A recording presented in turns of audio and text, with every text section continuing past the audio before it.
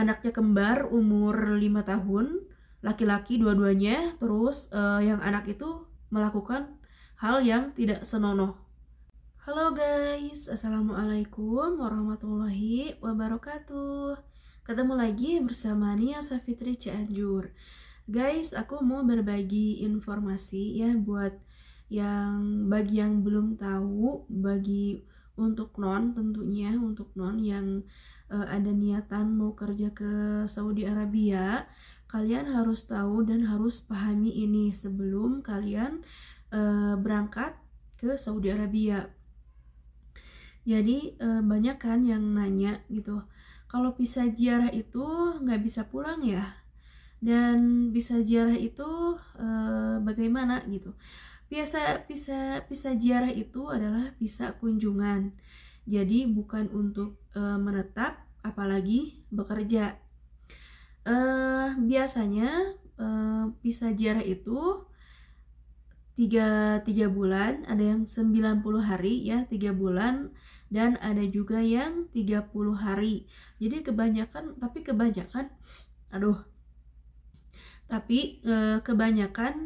yang 3 bulan. Jadi gini guys, kalau misalkan visa ziarah itu sangat berisiko ya. Berisikonya apa? Jadi gini, ini dari KJRI Jeddah ya. Di antara 8 warga negara tersebut ada yang bekerja 16 tahun lamanya, gaji tidak ada masalah. Hanya saja dia menderita sakit dan tak kunjung sembuh. Jadi mungkin TKW ini sakit dan tidak sembuh-sembuh.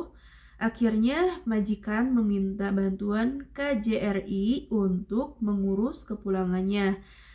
Dan biayanya ditanggung majikan. Nah, ini majikannya baik ya.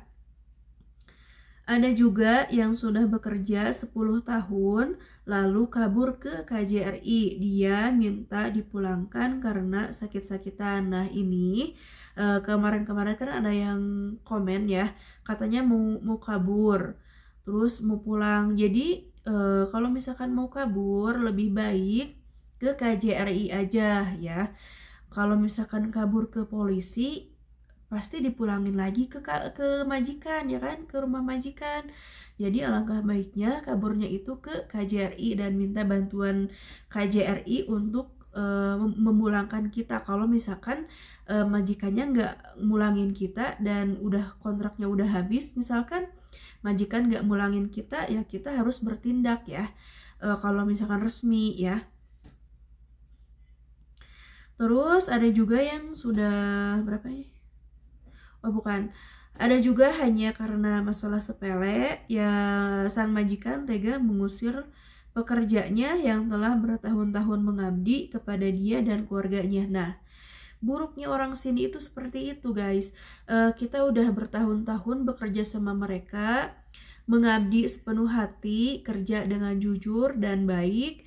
Nah, 1000 kebaikan kita, 1000 pengabdian kita akan lenyap dengan 1 kesalahan. Tidak ada pengampunan, tidak ada ampun, langsung aja kita diusir. Yaitu majikan yang kurang baik, yang tidak punya hati yang baik gitu ya. Jadi orang sini tuh kan memang ada yang baik, tapi baiknya itu bukan karena baik sayang sama kita, tapi baiknya itu karena membutuhkan kita gitu ya. Jadi kita juga harus jaga jarak. Walaupun kita udah bertahun-tahun terus majikan baik, kita jangan ngelunjak gitu ya kan. Dan aku juga bertahun-tahun di sini kerja, tapi majikan baik, tapi aku nggak ngelunjak karena takutnya mereka melakukan kebaikan itu dan ada kalau kita melakukan kesalahan nanti kita diusir, takutnya kayak gitu. Dan aku juga kalau misalkan majikan ngomong, aku tuh jarang ngelawan, takut menyakiti hati mereka. Kita mah seorang warga negara Indonesia mah selalu menghargai sesama kita gitu kan. Takut mereka kalau kita ngelawan, takut mereka sakit hati atau gimana, kesinggung. Tapi kalau mereka mah enggak sama kita, selalu menyakiti hati kita dengan omong-omongannya ya kan. Jadi begitu, jadi nggak usah ngelunjak. Kalau misalkan majikan baik ya usah ngelunjak, biasa aja gitu ya. Terus di antara rombongan yang dipulangkan itu terdapat 2 orang yang menjadi korban tindak kekerasan dari majikan. Nah, ada juga yang seperti itu, majikan yang tidak punya hati. Mulai dari pemukulan, penyiraman dengan air panas, itu lebih kejam sekali ya. Tidak diberi makan selayaknya, jadi dikasih makannya itu yang tidak layak, itu yang mungkin makanannya udah berhari-hari atau yang bekas mereka terus dikasih ke kita gitu. Dan sampai saat ini dan di rumah saya juga di sini begitu, makanan yang bekas mereka makan dikasih ke kita gitu ya kan. Kalau misalkan aku nggak lapar-lapar banget, aku nggak mau makan guys, tapi kalau misalkan lapar gak ada makanan lagi, ya mau tidak mau aku makan gitu. Terus hingga beban kerja di luar batas, seperti bekerja di 3 tempat. Nah, aku pernah ngalamin seperti ini. Aku lewat kantor padahal ya. Bekerjanya itu dulu kan gak ada perjanjian, majikan itu datang ke kantor dan pihak kantor itu tidak memanggil aku gitu ya, tidak gimana kamu mau kerja sama orang ini, terus bekerjanya seperti ini, seperti ini, seperti ini, dan keluarganya ada berapa orang gitu ya.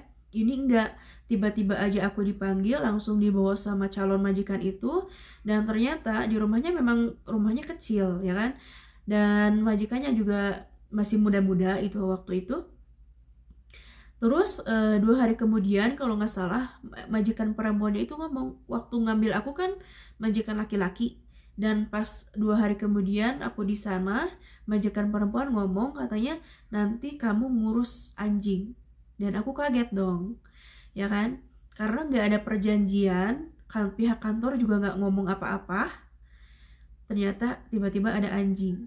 Terus mungkin si majikan itu bekas teman aku sekantor itu, mungkin bekas teman yang sekantor, dan mereka pembantunya mungkin nggak betah, terus digantinya sama aku gitu ya. Dan mereka nggak ngomong apapun nih, pihak kantornya itu nggak bener juga. Kenapa nggak ngomong dulu gitu kan, perjanjian dulu, rumahnya kayak gimana, kerjaannya kayak gimana. Jadi ada anjing. Terus yang paling menyakitkan itu aku ngurus anak kembar, dan anak kembarnya itu kan anak kakaknya dan tidak serumah. Anak kakaknya dan rumahnya beda, rada jauh, bukan satu gedung gitu kan. Kalau satu gedung mah kan nggak apa-apa ya, ini jauh. Anaknya kembar umur 5 tahun, laki-laki dua-duanya. Terus yang anak itu melakukan hal yang tidak senonoh sama kembarannya. Di depan mata aku mereka melakukan yang kakaknya nih lepas celana ya kan. Terus yang si adiknya ini tiduran. Jadi kayak yang melakukan hal intim gitu. Anjir, astagfirullah ya. Itu masih umur 5 tahun dan laki-laki semua gitu. Allahu Akbar. Sampai di depan mata aku, nggak malu sama sekali. Dan takutnya terjadi apa-apa gitu ya kan. Dan yang kakaknya sih biasa aja ya. Tapi yang adiknya ini suka ngadu kalau misalkan aku nyaram bahasa Indonesia tadi, kalau ngasih tahu gitu, ngadu ke neneknya. Kalau ada neneknya, wah manja gitu kan. Kalau nggak ada neneknya kan anteng. Tapi kalau ada neneknya manja, jadi suka ngadu kayak gitu. Terus ngurusin rumah ibunya ya, yang nenek si kembar ini. Walaupun gak setiap hari, tapi kan pas ngurus rumahnya itu kan kotor banget. Terus harus ngurus membersihkan kandang anjing. Jadi si majikan aku punya anjing, ibunya juga punya anjing. Kalau ibunya kan anjingnya dipisah rumahnya gitu, kandangnya dipisah gitu tempatnya. Tapi kalau misalkan majikan aku, si anjingnya itu dilepas di rumah, dan kencingnya di mana-mana guys, beraknya juga di mana-mana. Terus aku lagi sholat, dia kencing di dekat aku, dan aku di sana nggak punya kamar. Jadi kalau misalkan aku tidur, si anjingnya ada di samping aku gitu. Jadi si anjingnya itu aku makan dia nyamperin, aku tidur dia tiduran di dekat aku gitu. Kan aku geleh ya, jijik gitu. Kencing di mana wae, terus kencing di kasur, kencing di baju aku, kan gak bener, gak gimana ya, gak nyaman gitu. Kalau misalkan mau dicuci juga dicuci di mana gitu kan, gak ada nggak ada tanah yang buat dicuci, yang bisa dicuci buat yang buat bisa mencuci najis gitu ya kan, susah pokoknya guys. Jadi makanya waktu itu daripada aku balik lagi ke kantor dan akan dikasih lagi majikan yang bekas teman-teman aku yang di sana di kantor, mending aku kabur. Dan kalau misalkan pulang ke kantor gaji dipotong sehari 50 rial. Kalau misalkan 2 hari 3 hari belum mendapatkan majikan itu kan lumayan ya kan, dipotong gaji banyak ya. Jadi kantor itu gak mau rugi guys, padahal ngambil uangnya juga banyak, yang ngambilnya banyak nggak mau rugi juga gitu. Jadi makanya aku kabur aja waktu itu. Dan aku juga kerja di sana lewat kantor itu kan udah setahun setengah ya, udah kembali modal mungkin ya. Jadi kabur aja gitu karena udah gak bener kerjanya gitu, makanya kabur. Celakanya lagi mereka masuk ke Arab Saudi dengan visa ziarah, visa kunjungan, yaitu jadi visa ziarah itu nggak simak aja ini ya videonya. Sahabat, belakangan ini banyak warga negara Indonesia yang nekat berangkat ke Arab Saudi dengan visa ziarah untuk bekerja. Padahal visa ziarah itu tidak bisa digunakan untuk menetap, apalagi bekerja. Masa berlaku pun sangat terbatas, dan ini harus dipahami lagi untuk kita.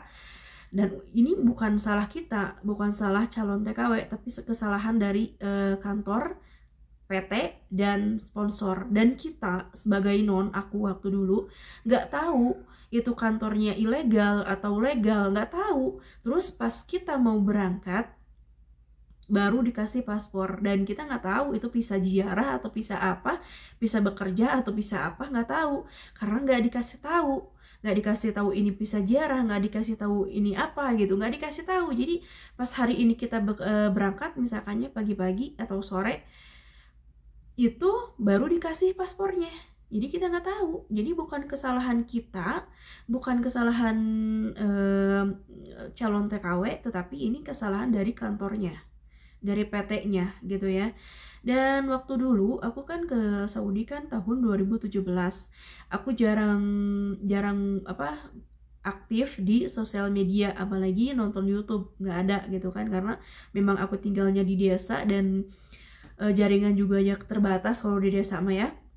Dan aku juga jarang buka Facebook dan nggak tahu gitu pas mau berangkat ke Saudi teh niatnya biar kerja aja gitu ya kan, nggak tahu bagaimana, nggak pernah nanya. Karena waktu nanya juga ke yang udah senior gitu, ke tetangga yang udah lama di Saudi, dan itu jawabannya tuh nggak enak banget gitu. Makanya daripada nanya-nanya terus jawabannya nggak enak, jadi ya udahlah aku pasrah aja gitu, mau bekerja aja gitu.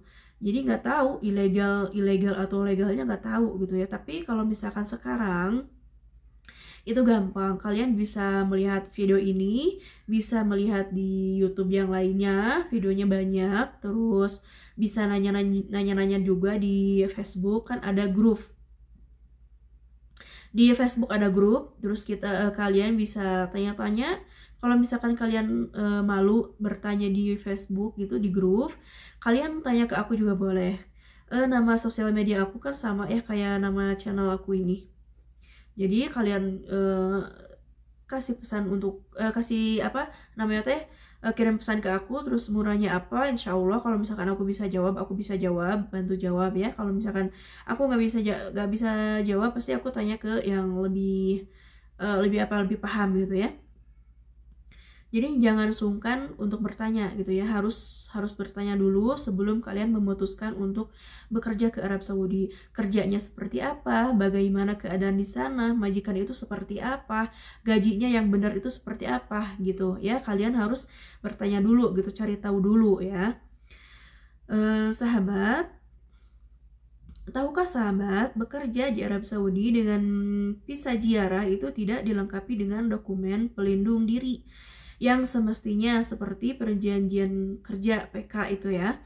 Bekerja ke Arab Saudi dengan visa ziarah sama saja memberikan ruang atau membuka peluang bagi pengguna jasa atau pihak perekrut untuk berbuat seenaknya dan semena-mena. Nah itu guys, perlu sahabat maklumi, PK ini sangat penting, terutama bila terjadi permasalahan seperti perselisihan dengan pengguna jasa atau majikan terkait hak dan kewajiban. PK bisa dijadikan senjata untuk melawan perlakuan sewenang-wenang oleh pengguna jasa. Bagi tim pelayanan dan pelindungan warga Yanlin KJRI Jeddah, PK berfungsi sebagai perlengkapan bertarung pijakan hukum untuk memperjuangkan hak pekerja. PK memuat hak dan kewajiban yang mengikat majikan dan pekerja.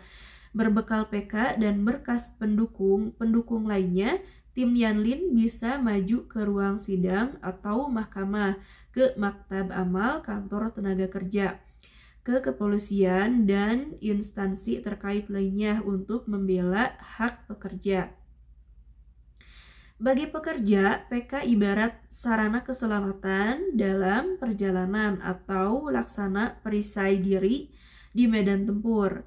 Tanpa perisai, kita rentan kena gempur seperti yang kerap dialami oleh saudara-saudara kita yang bernasib kurang beruntung. Jadi kan banyak yang disiksa itu ya kan, disiksa, nggak dikasih makan yang selayaknya, terus gaji nggak lancar, kayak gitu guys. Oleh sebab itu, tidak bosan-bosan KJRI Jeddah memberikan pemahaman kepada siapapun, khususnya bagi kaum perempuan yang hendak bekerja ke Arab Saudi.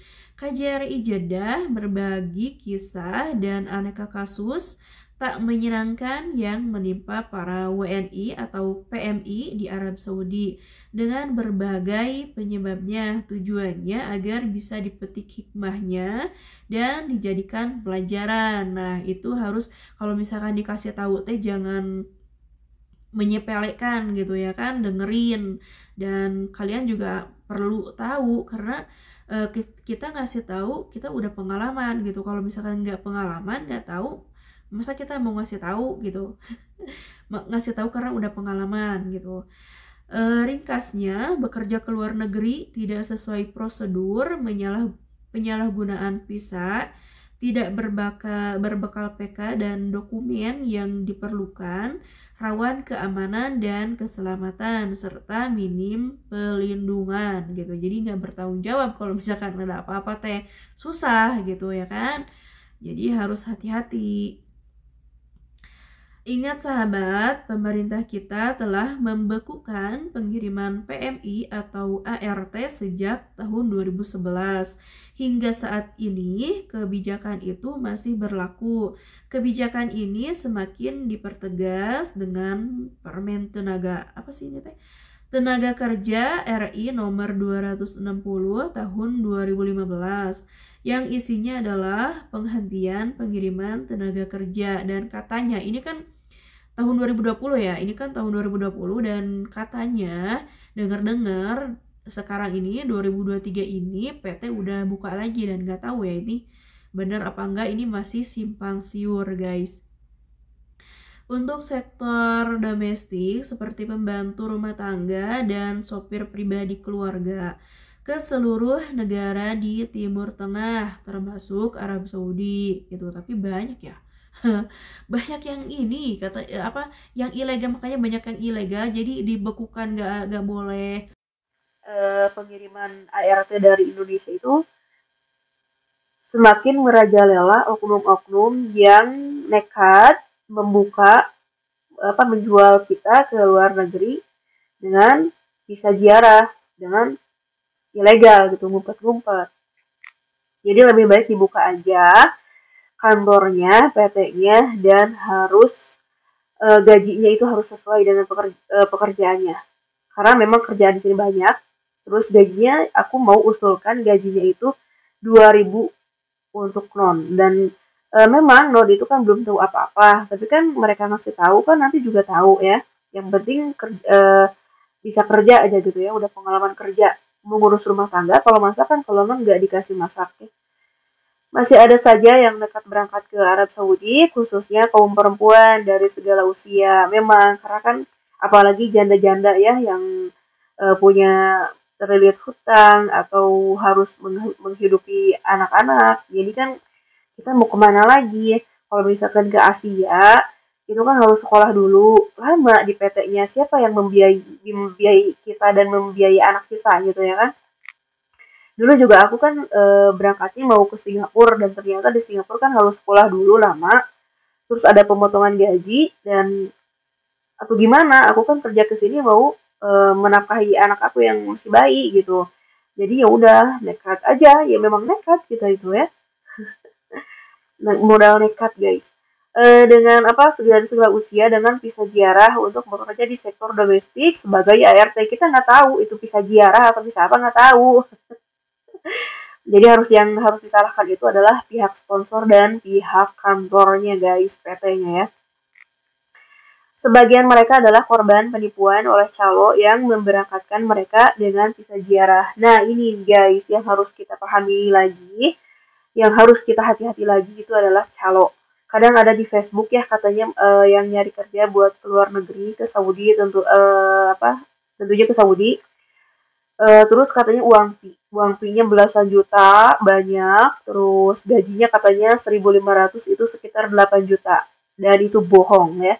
1.500 itu kalau normal cuman 5 juta lebih lebih 600 kalau nggak salah. Kalau misalkan lagi naik itu 6 juta ya. Nggak ada 8 juta. Terus uang fee, jangan tergiur oleh uang fee.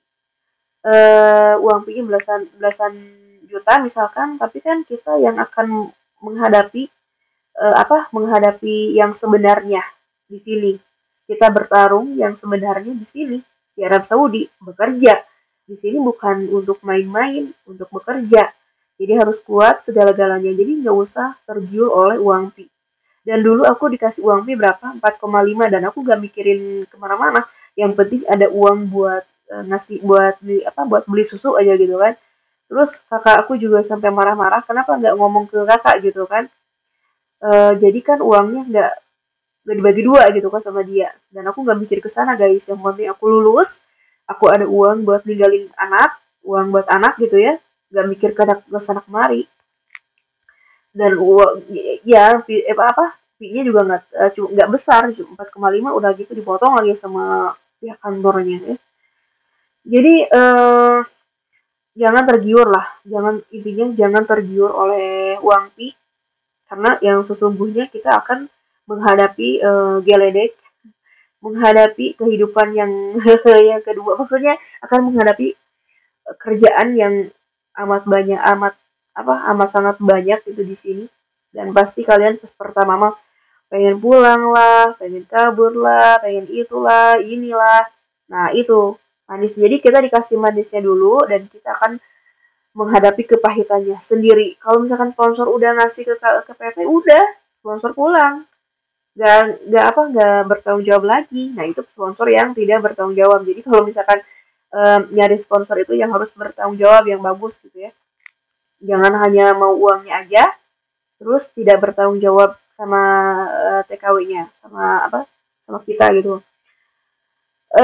Sahabat, kurang beruntung mengadu nasib di negeri orang bisa disebabkan karena kita memaksakan diri lewat jalur yang salah. Bisa juga karena kurang mengerti atau karena tidak mau mengerti. Jadi bukan tidak mau mengerti, tidak mau mendengarkan. Kalau dikasih tahu nggak mau dengar gitu.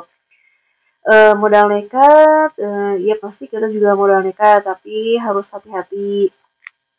Terutama sama calo sih ya, harus hati-hatinya.